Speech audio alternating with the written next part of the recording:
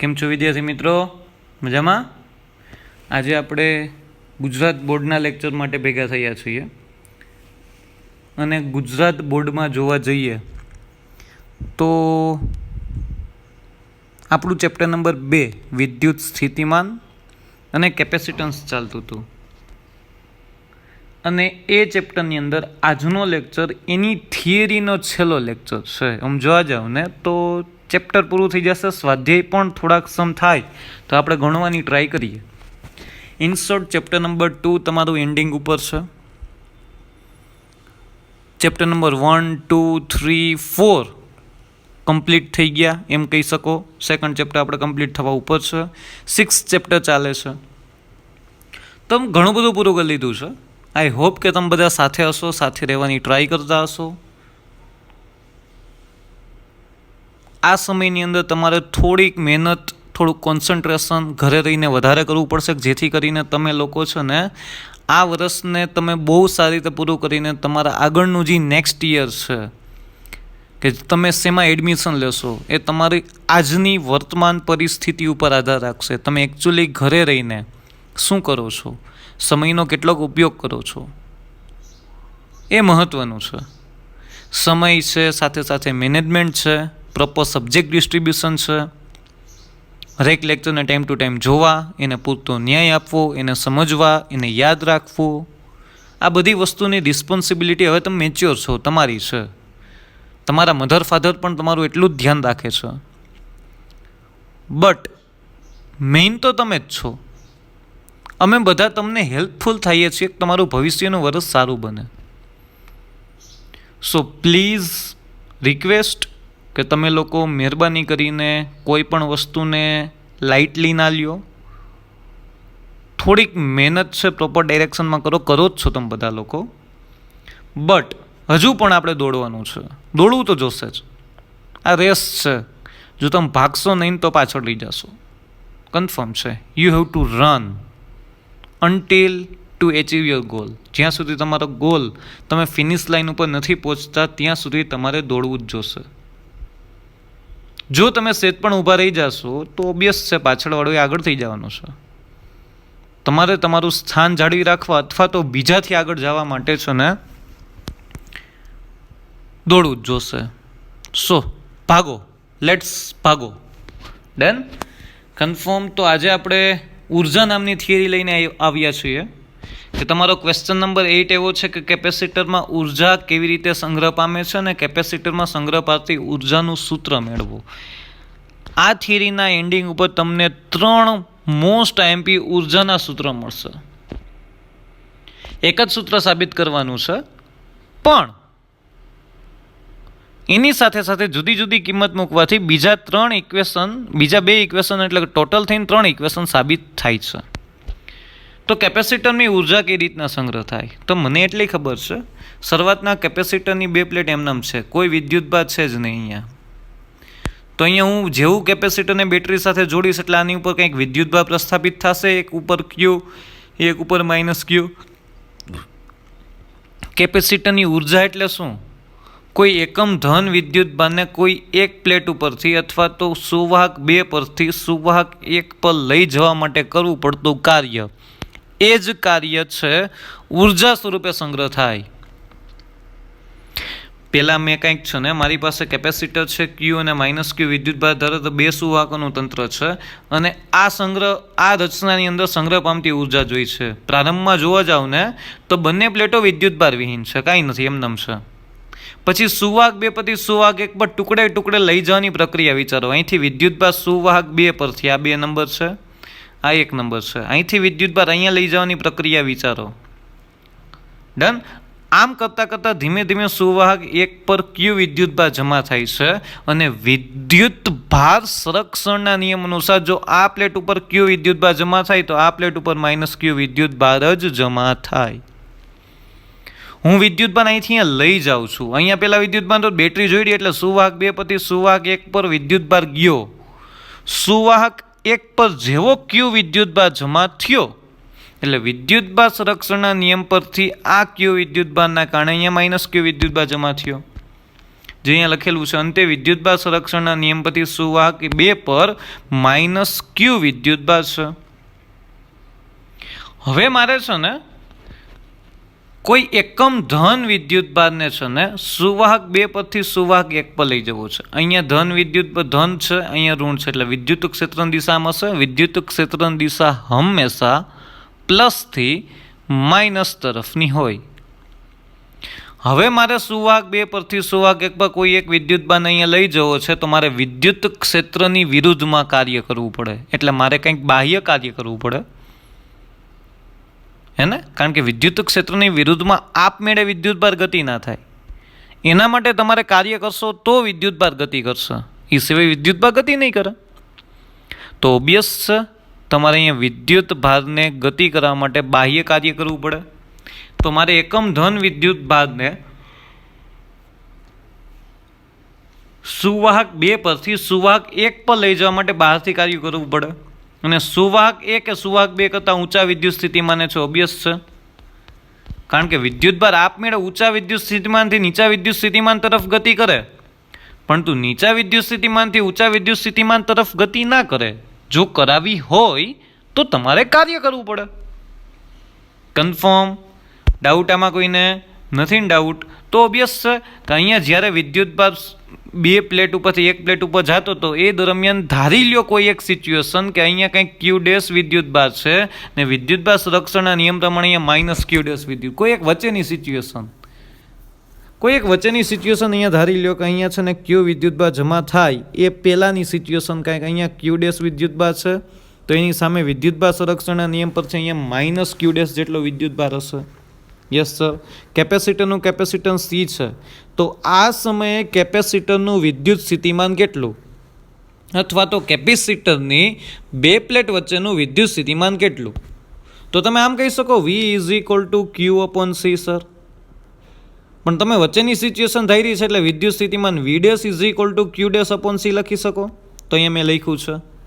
આ દરમિયાન 1 અને 2 વચ્ચેનો સ્થિતિમાનનો તફાવત V' = Q'/C થાય.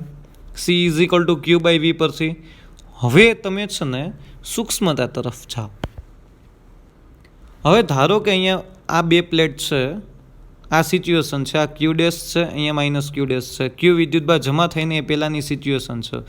હવે કોઈ એક સૂક્ષ્મ ધન વિદ્યુતભાર એટલે ΔQ' જેટલા વિદ્યુતભારને સુવાહક 2 પરથી સુવાહક 1 પર V' જેટલા વિદ્યુત સ્થિતિમાન, કારણ કે જ્યારે વિદ્યુતભાર આ હોય ને ત્યારનું વિદ્યુત સ્થિતિમાન V' છે, V' જેટલા સ્થિતિમાન હેઠળ લઈ જવા માટે કરવું પડતું કાર્ય આ સૂત્ર ઉપર આધાર રાખે. W = QV.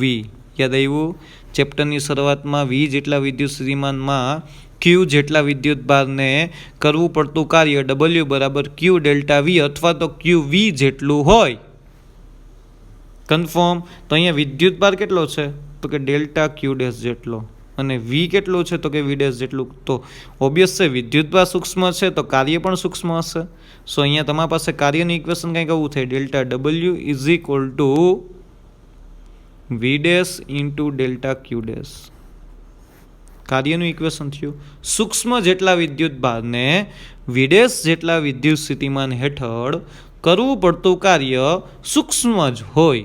એ સૂક્ષ્મ કાર્ય ΔW = V' × ΔQ'. જો અહીંયા મેં લખ્યું ΔW = V' × ΔQ'. ઓબ્વિયસ છે V' ની કિંમત અહીંયા ઉપર હતી ને તમારી પાસે, અહીંયા લખી જો આરી V' એ કેટલું હોય Q'/C.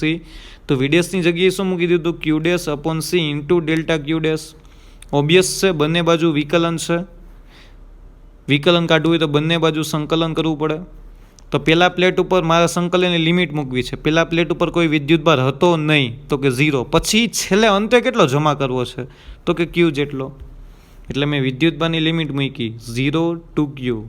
Q' એ વચ્ચેની સિચ્યુએશન છે. કોની વચ્ચેની? 0 થી લઈને Q સુધી ગાડી પહોંચે છે અને એની વચ્ચેની સિચ્યુએશન Q' છે. ડન? કન્ફર્મ? ડાઉટ આમાં કોઈને? તો ΔW = 0 to Q ∫Q'/C. ΔQ' કેપેસિટરનું કેપેસિટન્સ કોન્સ્ટન્ટ રહેશે. ΔW નું સંકલન W. તો સંકલનની બહાર 1/c નીકળવું, આ તો આવડે જ છે ને. તો 0 to q નું સંકલન q dash into delta Q dash. તો ક્યુ ડેશનું સંકલન શું થાય? તો કે અહીંયા ક્યુ ડેશ સ્ક્વેર બાય 2. હા કે ના, એક ઘાતનો વધારો, વધેલી ઘાત છેદમાં. તો અહીંયા w is equal to q dash square by 2, 0 to q. Done. 2 બહાર નીકળી જશે એટલે અહીંયા તમારી પાસે આન્સર શું આવ્યો? w is equal two 1/2c. Limit લગાડો. ક્યુ ડેશની જગ્યાએ upper limit minus lower limit. Lower limit તો 0 છે. અપર લિમિટ લગાડો તો ક્યુ સ્ક્વેર માઇનસ 0. આવું થાય કે ના થાય? આ લખ્યું જો. એટલા માટે ફાઇનલી કાર્યનું ઇક્વેશન મળ્યું ક્યુ સ્ક્વેર અપોન 2c ને કરેલું કાર્ય જ ઉર્જા સ્વરૂપે સંગ્રહ થાય. તો એટલા માટે આ જ કાર્યને હું u is equal to Q square upon 2c બરાબર લખી શકું. Most IMP equation. હવે હું અહીંયા એક વખત ક્યુની કિંમત મૂકીશ, એક વખત સીની કિંમત મૂકીશ. કયા ઇક્વેશનમાંથી? તો કે આ ઇક્વેશનમાંથી. c is equal to q upon v equation છે ને, એમાં એક વખત ક્યુની કિંમત મૂકો, એક વખત સીની કિંમત મૂકો. ચલો પહેલાં ક્યુની કિંમત મૂકો તો ક્યુ બરાબર અહીંયા થાય શું? સીવી થાય. તો અહીંયા જોવા રહ્યું ક્યુ બરાબર સીવી લ્યો તો અહીંયા ક્યુની જગ્યાએ મૂકી દો તો ક્યુનો સ્ક્વેર છે એટલે અહીંયા થાય શું? C square V square upon 2c. C cancel. તો અહીંયા તમારી પાસે આવ્યું શું? 1/c(v²). Most IMP equation. આ ઉર્જાનું જ ઇક્વેશન છે. ડન. ને બીજી વખત સીની કિંમત મૂકો. સી બરાબર શું હોય? તો કે ક્યુ અપન વી. તો કે સી બરાબર ક્યુ અપન વી મૂકો તો ઉપર ક્યુ સ્ક્વેર હતું તો અહીંયા ક્યુ V by 2 Q Q cancel થયો. છેદનો છેદ અંશમાં ગયો. ઉપર એક ક્યુ વધ્યું, વી ઉપર આવ્યું એટલે છેદમાં 2 વધ્યું. એટલે ત્રીજું most IMP equation Q V by 2. ઉર્જાના 3 ઇક્વેશન મળ્યા. Q square upon 2c, 1/2cv² and Q V by 2. આ 3 ઇક્વેશન મળ્યા. આ જ 3 ઇક્વેશન સર અમારે કયું ઇક્વેશન યુઝ કરવું? It is depend upon the given data. તમને ગિવન ડેટા કયા કયા પ્રકારના આપેલા છે એના પ્રમાણે તમારે લોકોએ આ કિંમતનો યુઝ કરવાનો, એટલે કે આ સૂત્રનો યુઝ કરવાનો થાય. બીજું કાંઈ નથી. ગિવન ડેટા તમારે ચેક કરતા રહેવાના કે ગિવન ડેટામાં મારે કેટલી પરિસ્થિતિ છે એ તમે ચેક કરતા રહ્યો એટલે ઓટોમેટિકલી તમને ધારો કે ક્યુ અને વી જ આપેલા હોય તો ઉર્જાનું આ જ ઇક્વેશન યુઝ થાય ક્યુ વી બાય 2. ધારો કે સી અને વી જ આપેલા છે તો આ ઇક્વેશન યુઝ થાય 1/cv². ધારો કે ક્યુ અને સી આપેલા છે તો આ જ ઇક્વેશન યુઝ થાય. ડન. કન્ફર્મ. મોસ્ટ આઈએમપી જો 3 ઇક્વેશન છે Q square upon 2c, 1/cv² and Q V by 2. Confirm. સાઈડમાં લખ્યું છે ને મોસ્ટ આઈએમપી ઉર્જાના 3 ઇક્વેશન.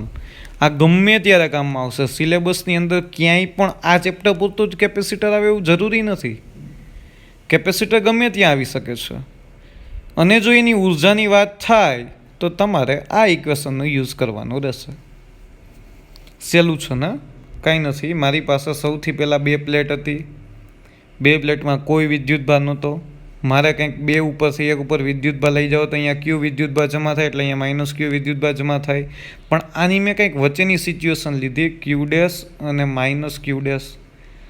હવે આ સિચ્યુએશનમાં સુવાહક 2 ઉપરથી સુવાહક 1 તરફ મેં કંઈક એકમ ધન એટલે કોઈ સૂક્ષ્મ ધન વિદ્યુતભાર ડેલ્ટા ક્યુ ડેશને સુવાહક 2 પરથી સુવાહક 1 ઉપર લઈ જવો છે તો મારે વિદ્યુત ક્ષેત્રની વિરુદ્ધમાં કાર્ય કરવું પડે. Yes sir. એ પણ બાહ્ય કાર્ય થયું. તો એનો મતલબ એવો થયો ને તમારે કાર્ય કરવું પડે તો કાર્ય કેટલું હોય તો કે અહીંયાનું વિદ્યુત સ્થિતિમાન વી ડેશ હતું એટલે કાર્ય કરવું પડતું કાર્ય ડેલ્ટા ડબલ્યુ ઇઝ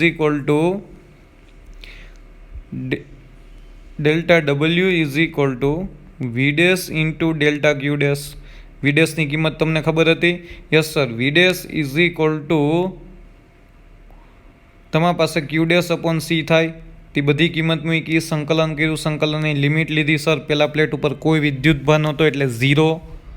પછી મારે પ્લેટ ઉપર અંતિમ વિદ્યુતભાર ક્યુ હોય એટલે 0 થી ક્યુની લિમિટ સિલેક્ટ કરી અને પછી તમે છે ને કંઈક સંકલન કર્યું. ડન. સંકલન કર્યું એટલે 1/2 અહીંયા તમારી પાસે ક્યુ સ્ક્વેર બાય 2c. પછી એક વખત ક્યુની કિંમત મૂકી એટલે 1/2cv². એક વખત સીની કિંમત મૂકી એટલે ક્યુ વી બાય 2. આ 3 ઇક્વેશન સાબિત થયા. લીથામાં જોવા જાવ તો આના કરતાં જુદી સાબિતી છે, અને આ જ સાબિતી એ લોકોએ છેલ્લા 3 સ્ટેપની અંદર બીજી રીત કરીને સમજાવેલી છે. પહેલી રીતની અંદર છે ને દ્વિપદી પ્રમેયની રીતથી સોલ્વ કરેલું છે. એ કરવું એના કરતાં આપણે જે રેગ્યુલર કરીએ છીએ એ કરવું સહેલું પડે. 2 રીત આપેલી છે. પહેલી રીત ડિટેલમાં લખી છે, બીજી રીત છે ને સંકલનના 2-3 સ્ટેપ લખ્યા છે, અને પછી ડાયરેક્ટલી આન્સર આપી દીધો q²/2c. આપણે બીજી રીતને ફોલો કરીએ છીએ, કારણ કે દર વખતે આપણે સૂક્ષ્મ વિદ્યુતભાર લઈ એને ગતિ કરાવી અને એનું એ વિદ્યુત સ્થિતિમાન કાર્ય ગોતી અને એનું સંકલન કરીએ. આપણી એ જ રીત છે, અને નીટમાં પણ આપણે એ જ કરવાના છીએ. 2 લખો, ગમે એક લખવાની હોય. જ્યાં તમને એક્ઝામમાં પૂછે, કોઈને ક્વેશ્ચન થાય સર કઈ લખીએ, ગમે તે એક લખો. પહેલી રીત એટલા માટે નથી સમજાતો કારણ કે એમાં દ્વિપદી પ્રમેય છે, ઘણા સૂક્ષ્મ વિદ્યુતભાર છે, અવયવ પાડવા પડે, ઘણું બધું લાંબુ થઈ જાય. જ્યારે આ રીત આપણા માટે પોપ્યુલર છે, આમાં સમજાય પણ તરત જાય છે. Done, confirm. તો અહીંયા મોસ્ટ આઈએમપી ક્વેશ્ચન તમારો અહીંયા કમ્પ્લીટ થાય છે, અને એની સાથે સાથે એક નાનકડો ક્વેશ્ચન છે. ક્વેશ્ચન નંબર 29, એકમ કદ દીઠ કેપેસિટરમાં સંગ્રહ પામતી ઉર્જાનું સૂત્ર મેળવો. એકમ કદ દીઠ અહીંયા જે સૂત્ર સાબિત થશે ને એ વિદ્યુત ક્ષેત્રની ઉર્જા ઘનતાનું સૂત્ર સાબિત થશે. સર વિદ્યુત ક્ષેત્રની ઉર્જા ઘનતા એટલે શું? તો કે એને જ એમ કહેવાય કે એકમ કદમાં સંગ્રહિત થતી ઉર્જા, એને જ તમે વિદ્યુત ક્ષેત્રની ઉર્જા ઘનતા બોલો છો. શું બોલો છો? ઉર્જા ઘનતા. ડન. એમાં છે ને સાવ શોર્ટમાં આપેલી છે ગણતરી, મેં ડિટેલમાં કરી, જેમાં ઘણા બધા સ્ટેપ કાપી નાખ્યા છે લીથામાં અને એનસીઆરટીમાં બંનેમાં. તો અહીંયા જોઈએ, પહેલાં તો કેપેસિટરમાં સંગ્રહિત થતી ઉર્જા ગોતીએ ઇન ટર્મ્સ ઓફ ઈ, વિદ્યુત ક્ષેત્રમાં સંગ્રહિત થતી ઉર્જા. ડન. વિદ્યુત ક્ષેત્રો દ્વારા, એટલે આ સમીકરણમાં વિદ્યુત ક્ષેત્ર ક્યાંકથી લઈ આવો. તો અહીંયા q²/2c છે. તો અહીંયા તમને ખબર છે sigma is equal to q upon A થાય વિદ્યુત ક્ષેત્રની પૃષ્ઠ વિદ્યુતભાર ઘનતા. તો અહીંયા તમે q is equal to sigma A લખી શકો. Yes sir. તો અહીંયા છે ને q ઇઝ ઇક્વલ ટુ શું લખશો? સિગ્મા એ. અને સમાંતર પ્લેટ કેપેસિટરની કેપેસિટન્સનું સૂત્ર શું થાય તમને યાદ છે? ε0 A/d. હા કે ના? સમાંતર પ્લેટ કેપેસિટરના કેપેસિટન્સનું સૂત્ર C is equal to ε0 A/d. થાય કે ના થાય? Yes sir. C is equal to ε0 A/d. Confirm. Doubt આમાં કોઈને નહીં ને? તો આ ક્યુના ઇક્વેશનમાં સિગ્મા એ મૂકી દો, સિગ્મા એ હોલ સ્ક્વેર છે, અને અહીંયા સીની જગ્યાએ ε0 A/d મૂકો.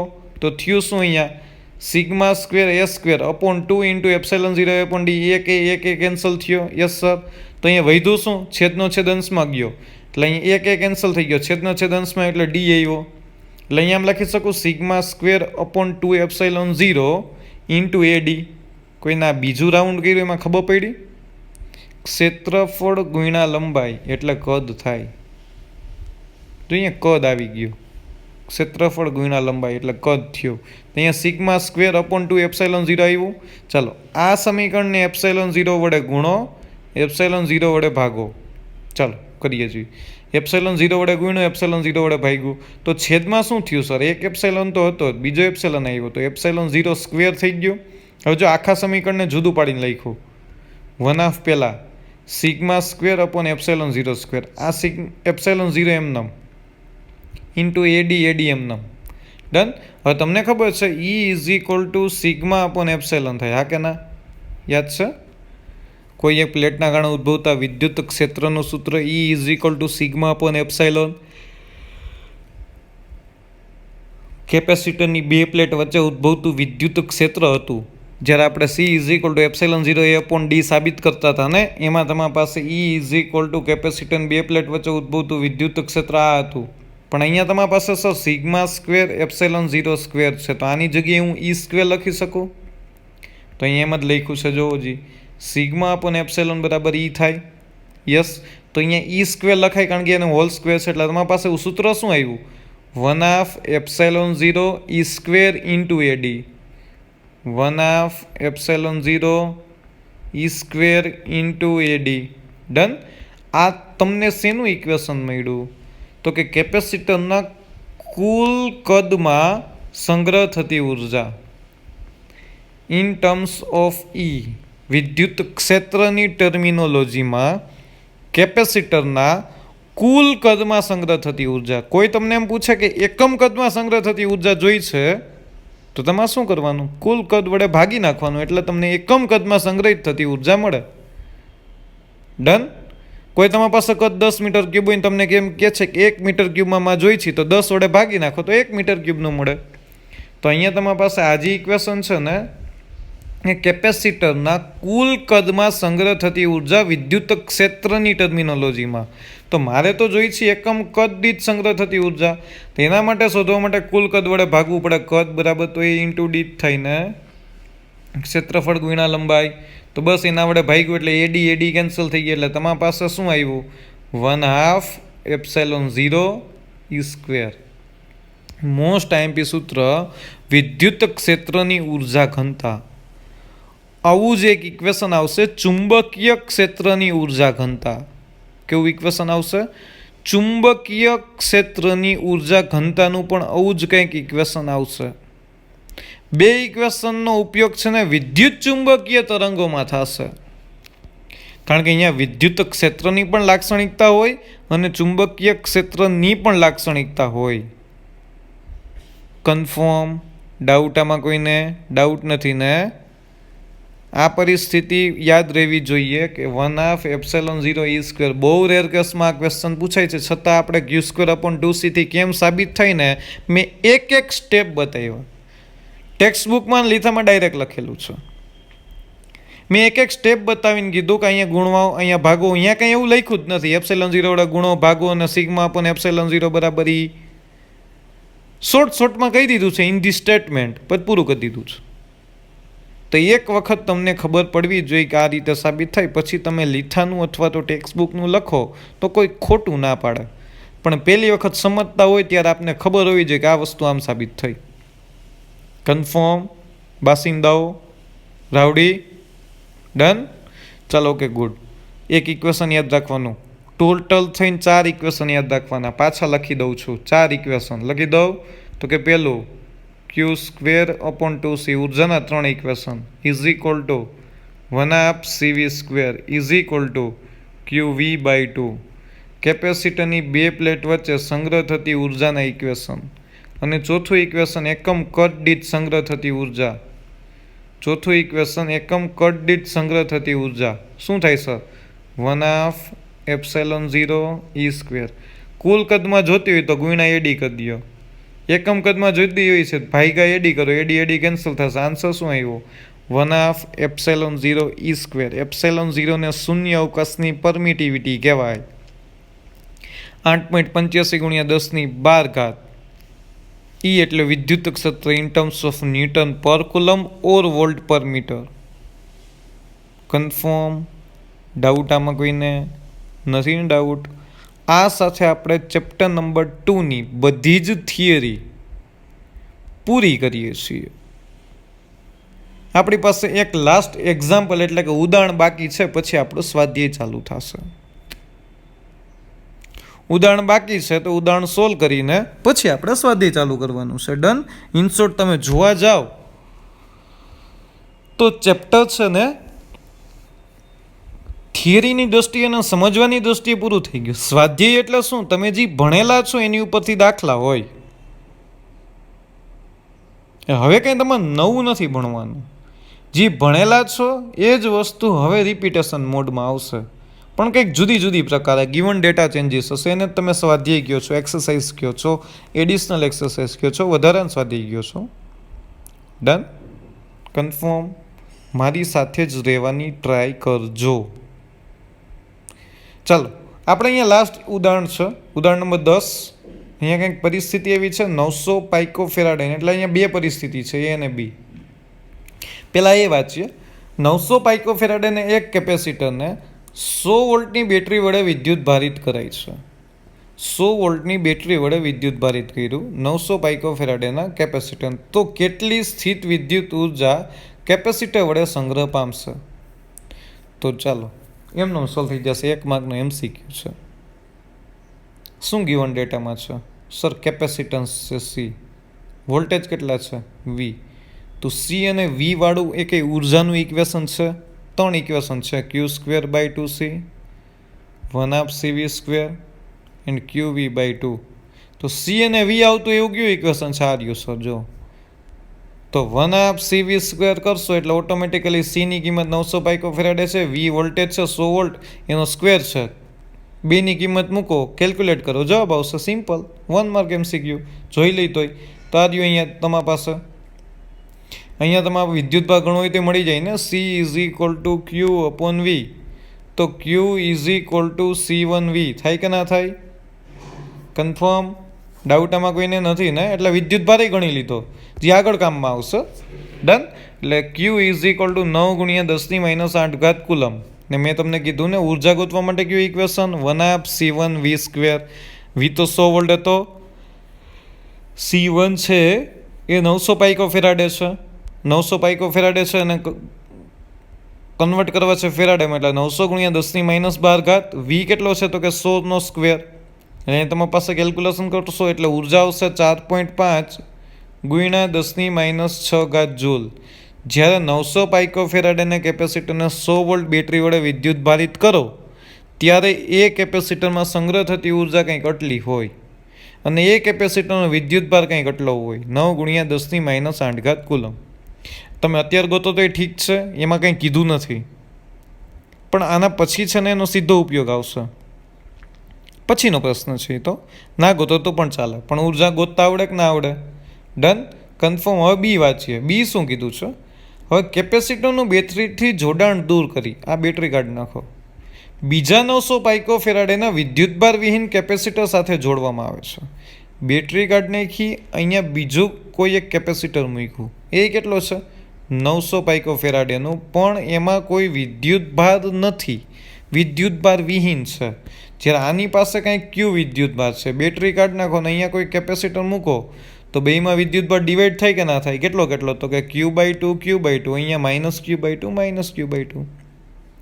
ઓબ્વિયસ છે ને? વિદ્યુતભાર છે, તમે કોઈ એક આપણે ઓલા ગોળા નહોતા, કોઈ એક વિદ્યુતભાર વિહીન ગોળા સાથે સંપર્કમાં લેવો છો તો બંનેમાં વિદ્યુતભાર ડિવાઈડ થાય. ટોટલ વિદ્યુતભાર એટલો ને એટલો રહે. ટોટલ વિદ્યુતભાર ક્યુ જ રહેશે. અહીંયા Q/2 છે, અહીંયા આ તો વિદ્યુતભાર સંરક્ષણ ઉપરથી ડિફાઇન થયું. અહીંયા Q/2 છે તો અહીંયા -Q/2 જનરેટ થાય. ડન. ટોટલ વિદ્યુતભાર કેટલો રહે સર? તો કે -Q ઓર Q. ડન. કન્ફર્મ. પહેલાં શું કર્યું શું નહીં? બેટરી દૂર કરી દીધી.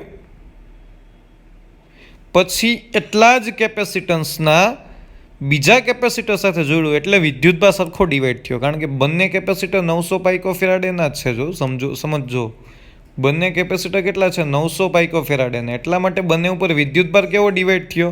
સરખો. કારણ કે કેપેસિટર સમાન છે, કેપેસિટન્સ સમાન છે. તો તમને શું કીધું છે? તો હવે આ તંત્ર વડે કેટલી સ્થિત વિદ્યુત ઉર્જા સંગ્રહ પામશે? હવે ઉર્જા કેટલી હોય નહીં ગણવાની છે. ચાલો ગણીએ. તો કે સૌથી પહેલાં તો બંને કેપેસિટર છે આવી રીતના થઈ ગયા, જોડી લીધા. અહીંયા તમારી પાસે કંઈક બેટરી હતી, તો આ કેપેસિટર ક્યાં જોડાણમાં આવ્યા જુઓ તો. અહીંથી બેટરી હોય તમે અહીંથી આમ ડિવાઈડ થાય બે બાજુ વિદ્યુતભાર, વિદ્યુતભારના ભાગ પડે એટલે સર સમાંતર જોડાણ હોય. એટલે સર આ મને રચના કંઈક સમાંતર જોડાણ જેવી લાગે છે. તો સમાંતર જોડાણના સમતુલ્ય કેપેસિટન્સનું સૂત્ર શું થાય? તો કે C=C1 + C2 થાય કે ના થાય? C1 + C2 એટલે આનું સમતુલ્ય કેપેસિટન્સને અહીંયા C' કીધું, તો C1 + C2 એટલે કેટલું આવ્યું? 1800 પાઇકોફેરાડ આવ્યું. હવે યાદ રાખજો, કેપેસિટરમાં જ્યારે બેટરી હતી કે બેટરી નથી, તો કેપેસિટર નવો એક કેપેસિટર જોડ્યું, પહેલાં બેટરી જોડી લીધી. કેપેસિટર પરનો વિદ્યુતભાર બદલે? ના બદલે. કેપેસિટરનો વિદ્યુતભાર અચળ રહે. તો બે વિદ્યુતભાર સરખાઈ દીધો, ક્યુ પ્રારંભિક ને ક્યુ અંતિમ. ક્યુ પ્રારંભિક હતું ત્યારે કંઈક ક્યુનું વેલ્યુ C1V થાય, ક્યુ અંતિમ હવે એની વેલ્યુ C'(V') થાય કે ના થાય? ડન. કન્ફર્મ. આ વિદ્યુત સ્થિતિમાન નહીં બદલી જાય ને? વિદ્યુત સ્થિતિમાન આ ડિવાઈડ કરી લે. વિદ્યુત સ્થિતિમાન કેટલું છે? કારણ કે સમાંતર જોડાણ છે એટલે કે અહીંયા તમારી પાસે વિદ્યુત સ્થિતિમાન પણ ડિવાઈડ થશે. અહીંયા તમારી પાસે બંને પ્રારંભિક અને અંતિમ કેપેસિટન્સ સમાન છે બંનેના, એટલે વિદ્યુતભાર છે કેપેસિટરનો બદલે નહીં. જેટલો વિદ્યુતભાર હતો ને હવે 3 કેપેસિટર જોડો ને તો 3 ડિવાઈડ થાય. તો હવે ટોટલ વિદ્યુત સ્થિતિમાન વી જ રહેવાનું છે, એ કોઈ દિવસ બદલવાનું નથી. પણ જ્યારે આવું જોડાણ થઈ ગયું હોય, બેટરી નથી ને, બેટરી હોત તો અહીંયા 100 વોલ્ટ જ રહેત. અહીંયા આમ બેટરી જોડેલી હોત તો અહીંયા 100 વોલ્ટ જ રહેત વિદ્યુત સ્થિતિમાન.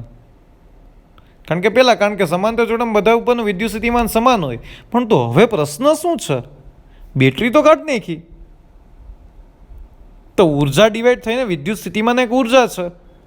તો બેટરી નીકળી ગયા બાદનું વિદ્યુત સ્થિતિમાનનો તફાવત કેટલો હોય? જો બેટરી હોત તો વિચારવાનો પ્રશ્ન જ નહોતો. 100 વોલ્ટની બેટરી હોત તો અહીંયા બે વચ્ચેનું વિદ્યુત સ્થિતિમાન 100 વોલ્ટ જ હોય. પણ હવે બેટરી નીકળી ગઈ, પછીના બે કેપેસિટર પાસે વિદ્યુત સ્થિતિમાન કેટલું છે, ઉર્જા કેટલી છે? તો અહીંયા તમારી પાસે પ્રારંભિક, એના માટે મેં કોને સરખાવ્યું? કેપેસિટરના વિદ્યુતભાર અચળ છે, એટલે બંને બાજુ વિદ્યુતભાર સરખાવ્યું. પહેલાં તો C1V હતું, યસ સર. અને અંતિમ તમારી પાસે શું આવ્યું? સીડેસ વીડેસ. તો મારે વીડેસ જોઈ છે. શું જોઈ છે? મારે શું જોઈ છે? વીડેસ જોઈ છે. તો અહીંયા C1V is equal to C dash V dash. C1 મને ખબર છે 900 × 10⁻12 ઇન્ટુ V. સીડેસ મને ખબર છે 1800 × 10⁻12 ઇન્ટુ V. એટલે વીડેસ બરાબર V/2 આન્સર આવ્યો. એટલે હવે વીડેસ બરાબર કેટલું થઈ ગયું? 50 વોલ્ટ થઈ ગયું. સર બેટરી દૂર કરીને તમે એના જેવા જ કેપેસિટર સાથે જોડો ને તો બે પ્લેટો વચ્ચેનું વિદ્યુત સ્થિતિમાનનો તફાવત અડધો થઈ જાય. એટલે કે પહેલાં 100 વોલ્ટ હતો જ્યારે બેટરી હતી ત્યારે, હવે બેટરી નથી ત્યારે હવે 50 વોલ્ટ છે. જો અહીંયા ગણો તો હવેની ઉર્જા કેટલી? તો કે 1/2 C' × V'². સિમ્પલ છે, ઇક્વેશન એનું ઈ રહીએ. પણ અહીંયા C' એટલે સમતુલ્ય કેપેસિટન્સ મૂકવું પડે. હવે આખા તંત્રનું તમને કીધું છે, એક કેપેસિટરનું જ કીધું. એક કેપેસિટરનું કીધું હોત ને તો હું અહીંયા C1 કે C2 મૂકત, પણ મને સમગ્ર તંત્રનું કીધું છે, એટલા માટે 1/2 C' × V'². C' તમને ખબર છે? Yes sir, 1800 × 10⁻12 into 50². આ સોલ્યુશન કરતા આવડે? અહીંયા તમારી પાસે 9 આવી ગયો 10⁻10, એટલે 225 × 10⁻8, એટલે 2.25 × 10⁻6 જૂલ. એટલે સર બેટરી દૂર કરીને તમે લોકો તેના જેવા જ કેપેસિટન્સ સાથે જોડો છો ત્યારે સમગ્ર તંત્રની ઉર્જા 2.25 × 10⁻6 જૂલ હોય. મેઇન કન્સેપ્ટ શું? તો કે પેલો કન્સેપ્ટ આ વિદ્યુતભાર અચળીએ, બેટરી નીકળી ગઈ એટલે નવું વિદ્યુત સ્થિતિમાન ગોતવું પડે. આ મેઇન કન્સેપ્ટ હતો. આટલો કન્સેપ્ટ છે ને મેઇન છે. પછી તો પાછું એની સૂત્ર લગાડો, સમતુલ્ય કેપેસિટન્સનું C' × V². નવું વિદ્યુત સ્થિતિમાન અને નવું કેપેસિટન્સ એટલે કે સમતુલ્ય કેપેસિટન્સ. ચોખવટ કરીને એક કેપેસિટરનું પૂછ્યું તો અહીંયા C' ની જગ્યાએ C1 કે C2 મૂકવાનું. કન્ફર્મ? ડાઉટ આમાં કોઈને નથી ને? મોસ્ટ આઈએમપી સમ છે. આ મોસ્ટ આઈએમપી સમ છે ઉર્જાની ટર્મિનોલોજીમાં. એટલે આ વસ્તુ યાદ રાખજો, ભૂલાય નહીં. કન્ફર્મ? ચલો કે ગુડ. આ સાથે આપણે લોકો ચેપ્ટરની થિયરી અને ઉદાહરણ બધા જ પૂરા કરીએ છીએ. થિયરી અને ઉદાહરણ બધા જ પૂરા થયા. તો કે સર હવે પૂરું કરો? નહીં, આપણે સ્વાધ્યાય ગણવાનું છે. ચાલો સ્વાધ્યાયની કેલ્ક્યુલેશન કરીએ. દાખલા નંબર 1 છે તમારી પાસે. એની અંદર કંઈક એવું કીધું છે 5. હવે છે ને સ્વાધ્યાયનો મતલબ રિવિઝન થાય. તો અહીંયા બધું જ રિવિઝન થશે આખા ચેપ્ટરનું. તો સૌથી પહેલાં 5 × 10⁻8 કુલમ અને -3 × 10⁻8 કુલમના વિદ્યુતભારો એકબીજાથી 16 સેન્ટીમીટર અંતર રહેલા છે. આ બે વિદ્યુતભારોને જોડતી રેખા પરના કયા બિંદુએ વિદ્યુત સ્થિતિમાન શૂન્ય છે? અનંત અંતરે સ્થિતિમાન શૂન્ય લ્યો. તો તમારી પાસે એવું એક ઉદાહરણ પણ હતું, યાદ કરો જી. બે વિદ્યુતભારોની વચ્ચે બે વિદ્યુતભારોની જોડતી રેખા પરના કયા બિંદુ? એક બિંદુ અંદરની બાજુ ધાર્યું હતું ને એક બિંદુ આપણે કંઈક બહારની બાજુ ધાર્યું હતું. અહીંયા એક અંતર ધારેલું હતું, ઉદાહરણ હતું આવું, યાદ છે? Same to same, copy to copy. ખાલી છે ને મૂલ્ય બદલું, બાકી બધું સેમ ટુ સેમ. ડન. તો સૌથી પહેલાં અહીંયા તમારી પાસે એક્ઝામ્પલ 2.1 છે. અહીંયા તમારી પાસે Q1 વિદ્યુતભાર, Q2 વિદ્યુતભાર, બંને વચ્ચેનું અંતર કંઈક તમારી પાસે 16 સેન્ટીમીટર છે. Q1નું મૂલ્ય ખબર છે, Q2નું મૂલ્ય ખબર છે. તો હવે તમને એમ ધારી લીધું કે Q1 વિદ્યુતભારથી x અંતરે આવેલા P બિંદુએ સ્થિતિમાન શૂન્ય છે. તો જો આ અંતર x હોય તો આ અંતર કેટલું થાય? 16 - x થાય. તો કે P બિંદુ પાસે સ્થિતિમાન કોના કારણે હોય? તો Q1 ના કારણે હોય, Q2 ના કારણે પણ હોય. એટલે ત્યાં P બિંદુ પાસે સર બે વિદ્યુત સ્થિતિમાન હોય, Q1 ના કારણે, Q2 ના કારણે. ને વિદ્યુત સ્થિતિમાન સર છે ને અદિશ રાશિ છે, એટલે વિદ્યુત સ્થિતિમાનનો સરવાળો જ થાય. ડન. તો કે એક બિંદુવત વિદ્યુત ભારના કારણે ઉદ્ભવતા વિદ્યુત સ્થિતિમાનનું સૂત્ર શું થાય? તો કે KQ1 / R1, R1 અંતર. બીજો વિદ્યુત ભાર KQ2 / R2, બેનો શું કરી સરવાળો. ને એ સરવાળો P બિંદુ પાસે કેટલો? 0. એટલા માટે જો અહીંયા લખ્યું KQ1 / x, એટલા અંતર આ થયું Q1 વિદ્યુતમાંથી. KQ2 આ અંતર કેટલું છે? 16 - x, બરાબર શું થાય? 0. K કોમન નીકળે? યસ સર, K કોમન નીકળીને સામેની બાજુ જાય, છેદમાં K આવ્યો, છેદમાં K આવ્યો એટલે 0 થઈ ગયું. એટલે આન્સર શું આવ્યો? Q1 / x plus Q2 / 16 - x is equal two 0. Q1 ની વેલ્યુ ખબર છે? 5 × 10 - 8. Q2 ની વેલ્યુ શું છે? -3 × 10 - 8. ડન. 10 - 8, 10 - 8 કોમન નીકળીને સામેની બાજુ ગઈ એટલે 0 થઈ ગયું. અહીંયા 10 - 8 આવી છેદમાં 0, તો વધ્યું શું સર? 5/x - 3/16 - x બરાબર 0. માઇનસ છે, આ બાજુ આવે તો કેવું થાય? તો કે પ્લસ થાય. તો 5/x બરાબર 3/16 - x. ક્રોસ મલ્ટિપ્લિકેશન થાય, 16 × 85 -5x ને અહીંયા 3x. તો -5x આ બાજુ આવે તો 8x થાય, એટલે 80 બરાબર 8x, એટલે x બરાબર 10 સેન્ટીમીટર. તો x ક્યાંથી ધારેલું હતું? તો કે ધન વિદ્યુત ભારથી 10 સેન્ટીમીટર અંતરે આવેલા બિંદુએ વિદ્યુત સ્થિતિમાન શૂન્ય હોય, અથવા તો ઋણ વિદ્યુત ભારથી અહીંથી 10 હોય તો આ ટોટલ 16 - 10 કરો એટલે અહીંથી કેટલા વધે? 6 વધે. તો ઋણ વિદ્યુત ભારથી 6 સેન્ટીમીટર આવેલા બિંદુએ બંને વિદ્યુત ભારોના કારણે ઉદ્ભવતું વિદ્યુત સ્થિતિમાન શૂન્ય હોય. કન્ફર્મ. કોપી ટુ કોપી છે ને, આવું બોર્ડવાળાને બહુ ગમે છે આવા સમ, એટલે યાદ રાખજો. કન્ફર્મ. ડન. આ બિંદુ પાસે સ્થિતિમાન શૂન્ય છે. કોના કારણે? બેયના કારણે હોય. તો એકના કારણે ઉદ્ભવતું સ્થિતિમાન KQ / R1, KQ / R2, બેયનો સરવાળો કર્યો, કેલ્ક્યુલેશન કર્યું, x ગઈ તો વાત થઈ પૂરી. ડન. હવે એક વચ્ચેનું બિંદુ લીધું, તો હવે એક બહારનું બિંદુ લ્યો. ચાલો, Q2 વિદ્યુત ભારથી P બિંદુ આવી ગયું. ડન. એટલે ઓમ તો Q1 થી જ અંતર લેવાનું છે. અહીંથી જો Q1 થી અંતર લીધું હોય, અહીંથી Q1 થી અંતર x લીધું હતું ને, તો અહીંયા પણ એવું જ કરવાનું. પણ આ બહારનું બિંદુ છે. Q1 વિદ્યુત ભારથી x અંતરે આવેલા બિંદુએ P પાસે ધારો કે વિદ્યુત સ્થિતિમાન શૂન્ય છે. તો આખું x હોય તો આ 16 હોય, તો આ અંતર કેટલું થાય? x - 16 થાય. પાછી એની જ કથા. તો કે આ P બિંદુ પાસે સ્થિતિમાન કોના કારણે હોય? તો Q1 ને કારણે હોય, Q2 ને કારણે હોય સર. યસ સર, બેયના કારણે હોય ને. ડન. તો P બિંદુ પાસેનું સ્થિતિમાન કેવું છે? 0. તો KQ / અંતર કેટલું છે? x. આ રહ્યું જો. KQ2 / અંતર કેટલું છે? x - 16 બરાબર શું થાય? 0. યસ સર, K કોમન નીકળીને સામેની બાજુ છેદમાં ગયો, 0 ને છેદમાં K 0. તો Q1 / x plus Q2 / x - 16 બરાબર 0. કિંમત મૂકો, કિંમત મૂકતા આવડે. આખી પ્રોસેસ એકની એક છે. 7મા ધોરણનું મેથ્સ આપણે ગણીએ છીએ. -3 × 10 - 8 એના છેદમાં x - 16, 10 - 8 કોમન નીકળી, છેદમાં ગઈ, 0 થઈ ગઈ. વધ્યું શું? 5 - x, 5/x -3 છેદમાં x - 16 બરાબર 0. માઇનસ છે, સામેની બાજુ જાય તો પ્લસ થાય. તો કે 5/x is equal two 3/x - 16. તે વધ્યું શું? Cross multiplication, 5x - 80 is equal two 3x. આ બાજુ માઇનસ થાય, આ બાજુ પ્લસ થાય, એટલે 5x - 2x બરાબર 80. તો x બરાબર કેટલું આવ્યું? 40 સેન્ટીમીટર.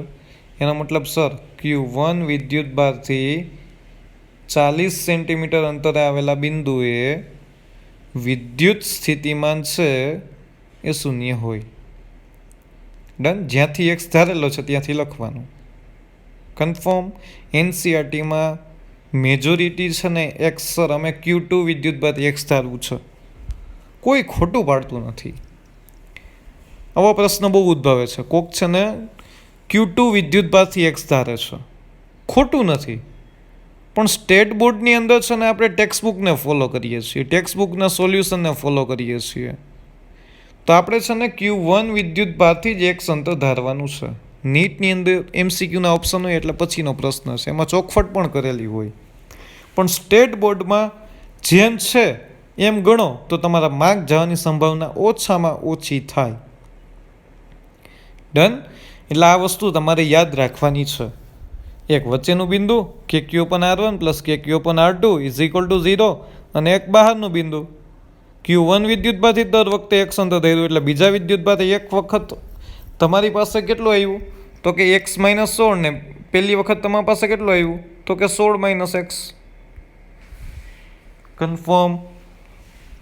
ડાઉટ આમાં કોઈને? ડાઉટ નથી ને? ચલો ઓકે ગુડ. એના પછી સમ નંબર 2.2 ડિફાઇન કરીએ. 10 સેન્ટીમીટર બાજુવાળા નિયમિત ષટકોણના દરેક શિરોબિંદુએ 5 માઇક્રોકુલમનો વિદ્યુતભાર છે. તો ષટકોણના કેન્દ્ર પર સ્થિતિમાન ગણો. ષટકોણ એટલે 6 બાજુવાળો, કંઈક આવું હોય પરિસ્થિતિ. વાહ સર વાહ. ડન. કંઈક આવી પરિસ્થિતિ હોય ષટકોણની. તો તમને એમ કીધું છે કે તે દરેક શિરોબિંદુ કેટલો વિદ્યુતભાર છે? 5 માઇક્રોકુલમનો. અહીંયા 5 માઇક્રોકુલમનો છે. તો આ બધા જ વિદ્યુતભારોના કારણે કેન્દ્ર પાસે ઉદ્ભવતું સ્થિતિમાન ગણવું છે. ડન. કન્ફર્મ. ડાઉટ આમાં કોઈને? તો કેન્દ્ર પાસે ઉદ્ભવતું સ્થિતિમાન સદિશ રાશિ છે કે અદિશ રાશિ છે? અદિશ રાશિ છે સર. એટલા માટે દિશાનું મહત્વ નથી. આના કારણે ઉદ્ભવતું વિદ્યુત સ્થિતિમાન અહીંયા બીજો, ત્રીજો, ચોથો, પાંચમો અને છઠ્ઠો. એટલે આ બિંદુ પાસે છે ને 6 વિદ્યુતભારોના કારણે ઉદ્ભવતું વિદ્યુત સ્થિતિમાન થાય. અને આ જુઓ તો એક સમબાજુ ત્રિકોણ, બીજો સમબાજુ ત્રિકોણ, ત્રીજો, ચોથો, પાંચમો અને છઠ્ઠો. સમબાજુ ત્રિકોણની બધી બાજુનું માપ કેટલા હોય? સરખા હોય. આ 10 હોય, આ 10 હોય, આ 10 હોય, આ 10 હોય, તો આ બધા કેવા હોય? અંદર 10 જ હોય. યાદ રાખજો, ભૂલાય નહીં. ષટકોણની અંદર બધા જ સમબાજુ ત્રિકોણ જ થાય, બધી જ બાજુના માપ સરખા છે. એટલે કેન્દ્રથી એ શિરોબિંદુનું માપ પણ એ જ થાય. એટલે આ બિંદુ પાસે ઉદ્ભવતું વિદ્યુત સ્થિતિમાન 6 વિદ્યુતભારોના કારણે હોય. Yes sir. તો કે એક વિદ્યુતભારોના કારણે ઉદ્ભવતું વિદ્યુત સ્થિતિમાન KQ/R થાય કે ના થાય? આ 10 એવા કેટલા છે તમારી પાસે? 6. એટલે આના ગુણ્યા 6 કરી નાખો એટલે ડાયરેક્ટ જવાબ મળે કે ના મળે? સમજાય છે? એવું જ કરેલું જ કંઈક જુઓ. મારી પાસે સીધું V = 6 × KQ/R. 6 એમનામ, કારણ કે 6 શિરોબિંદુ ઉપર વિદ્યુતભાર હતા. દરેક વિદ્યુતભારોના કારણે ઉદ્ભવતું વિદ્યુત સ્થિતિમાન ગણવું હતું. અદિશ રાશિ છે એટલે 6 કારણે ઉદ્ભવતા વિદ્યુત સ્થિતિમાનનો સરવાળો થાય. અને કેન્દ્રથી શિરોબિંદુનો અંદર સમાન જ હોય, કારણ કે અંદરની બાજુ બધા જ સમબાજુ ત્રિકોણ બને. ડન. એટલે directly KQ/R plus KQ/R plus KQ/R એવું કરો એના કરતાં ડાયરેક્ટ 6 વડે ગુણી નાખો ને, એ જ થયું ને? ડન. ચાલો, કેની કિંમત શું મૂકી? 9 × 10⁹ Q તમને આપેલો છે 5 માઇક્રોકુલમ, એટલે 5 × 10⁻6 અને R બાજુનું માપ એ જ શિરોબિંદુથી કેન્દ્રનું માપ થાય એટલે 10 × 10⁻2. બાજુનું માપ 10 સેન્ટીમીટર છે, મીટરમાં કન્વર્ટ કર્યું તો ઓટોમેટિકલી કંઈક તમારી પાસે વિદ્યુત સ્થિતિમાન 270 × 10⁴ ડિફાઇન થયું. એટલે તમે પોઈન્ટને લઈ જાઓ તો તમારી પાસે વિદ્યુત સ્થિતિમાન આવ્યું 2.7 × 10⁶ વોલ્ટ. કેટલું આવ્યું? 2.7 × 10⁶ વોલ્ટ. ડન. કન્ફર્મ. ડાઉટ આમાં કોઈને નથી? ડાઉટ? ચાલો, દાખલા નંબર 3 એટલે કે 2.3. 2.3ની અંદર તમારી પાસે છે 2 વિદ્યુતભારો, 2 માઇક્રોકુલમ અને -2 માઇક્રોકુલમ એકબીજાથી 6 સેન્ટીમીટર દૂર આવેલા બિંદુઓ A અને B પર મૂકેલા છે. તો તંત્રના કોઈ એક સમસ્થિતિમાન પૃષ્ઠની ઓળખ કરો અને આ સપાટી પર દરેક બિંદુએ વિદ્યુત ક્ષેત્રની દિશા કઈ હશે શોધો. કોઈ એક વિદ્યુતભાર છે 2 માઇક્રોકુલમ અને બીજો વિદ્યુતભાર છે -2 માઇક્રોકુલમ. 2 માઇક્રોકુલમ -2 માઇક્રોકુલમ, બેની વચ્ચેનું અંતર કેટલું છે? તો કે 6 સેન્ટીમીટર. સમસ્થિતિમાન પૃષ્ઠ, વિદ્યુત ક્ષેત્રની દિશા શું થાય? પ્લસથી માઇનસ તરફની. સમસ્થિતિમાન પૃષ્ઠ કેમ ગોઠવવાનું? કોઈ એક સમસ્થિતિમાન પૃષ્ઠ મારે અહીંયા ગણવું છે, તો કે સમસ્થિતિમાન પૃષ્ઠ કોને કહેવાય? જ્યાં વિદ્યુત ક્ષેત્ર અને સમસ્થિતિમાન પૃષ્ઠ બંને એકબીજાને લંબ હોય. તો કે મારે આમ જ ધારવું પડે ને, એક સમસ્થિતિમાન પૃષ્ઠ ધારું તો અહીંથી પસાર થતો વિદ્યુત ક્ષેત્ર એ સમસ્થિતિમાન પૃષ્ઠને લંબ હશે કે નહીં હોય? આ રહ્યું, પતી ગયું. ગોળ ધારો છો, પ્લેન સમતલ ધારો છો, એનાથી મને કોઈ ફેર પડતો નથી. મને તો એટલી ખબર પડે કે સમસ્થિતિમાન પૃષ્ઠ અને વિદ્યુત ક્ષેત્ર બંને એકબીજાને કેવા હોય? લંબ હોય. તો આ રહ્યું જો 2 માઇક્રોકુલમ -2 માઇક્રોકુલમ 6 સેન્ટીમીટર, અહીંયા સમસ્થિતિમાન પૃષ્ઠ છે. એ બીને લંબ અને તેના મધ્ય બિંદુમાંથી પસાર થતા સમતલ પર દરેક સ્થાને સ્થિતિમાન કેવું હોય? શૂન્ય હોય. કન્ફર્મ. સ્થિતિમાન કેવું હોય? સમસ્થિતિમાન પૃષ્ઠના દરેક બિંદુ પાસે ઉદ્ભવતું વિદ્યુત સ્થિતિમાન શૂન્ય હોય. કેમ સર? કારણ કે એને જ સમસ્થિતિમાન પૃષ્ઠ કહેવાય. જે પૃષ્ઠના દરેક બિંદુ પાસે ઉદ્ભવતા સ્થિતિમાનનું મૂલ્ય સમાન હોય. સમાન ક્યારે થાય? જો તમે આ પૃષ્ઠને છે ને એક્ઝેક્ટ વચ્ચે મૂકો તો આ વિદ્યુતભારના કારણે અને આ વિદ્યુતભારના કારણે આ બિંદુ ઉદ્ભવતું વિદ્યુત સ્થિતિમાન શૂન્ય થાય. કારણ કે એક પ્લસ છે ને એક માઇનસ છે. જો અહીંયા તો વિદ્યુતભારનું મૂલ્ય જુદું જુદું હતું હો. અહીંયા જો એક પ્લસ છે એક માઇનસ છે, વિદ્યુત સ્થિતિમાનના વચ્ચેના બિંદુ ગણી લો, શૂન્ય થશે. એટલે સમસ્થિતિમાન પૃષ્ઠના દરેક બિંદુએ ઉદ્ભવતું વિદ્યુત સ્થિતિમાન શૂન્ય થવું જોઈએ. થયું સર? આ રહ્યું ડન. અને વિદ્યુત ક્ષેત્ર સમસ્થિતિમાન પૃષ્ઠને કેવું હોય સર? તો કે લંબ હોય. કેવું હોય? લંબ હોય. એટલે વિદ્યુત ક્ષેત્ર કઈ દિશામાં હશે? તો કે A થી B ની દિશામાં, પણ સમસ્થિતિમાન પૃષ્ઠને કેવું? તો કે લંબ. કન્ફર્મ. ડાઉટામાં કોઈને સમસ્થિતિમાન પૃષ્ઠ ક્યાં હતું? બંને વિદ્યુત ભારોને જોડતી રેખાના મધ્ય બિંદુ પાસે, કારણ કે એ જ બિંદુ પાસે સ્થિતિમાન શૂન્ય હોય. અને વિદ્યુત ક્ષેત્ર સમસ્થિતિમાન પૃષ્ઠમાંથી A થી B તરફ અને સમસ્થિતિમાન પૃષ્ઠને લંબ રૂપે પસાર થાય. કન્ફર્મ. ડાઉટામાં કોઈને નથી ડાઉટ? ચાલો ગણવો છે? કાંઈ વાંધો નહીં. નેક્સ્ટ લેક્ચરમાં પાછા ભેગા થઈએ. ત્યારથી આપણે દાખલા નંબર 2.4થી શરૂઆત કરવાની છે. ડન. આજે 2 થિયરી ભણ્યા, બંને મોસ્ટ આઈએમપી હતી. એક ઉદાહરણનો સમ ભણ્યા અને 3 સ્વાધ્યાયના દાખલા કર્યા. ડન. ચાલો ઓકે ગુડ. ચાલો નેક્સ્ટ લેક્ચરમાં પાછા ભેગા થઈએ અને ફર્ધર આપણે દાખલા જ ગણવાના છે. દાખલા અને માત્ર દાખલા સ્વાધ્યાયના. ચાલો okay, thank you very much. Stay home, stay safe.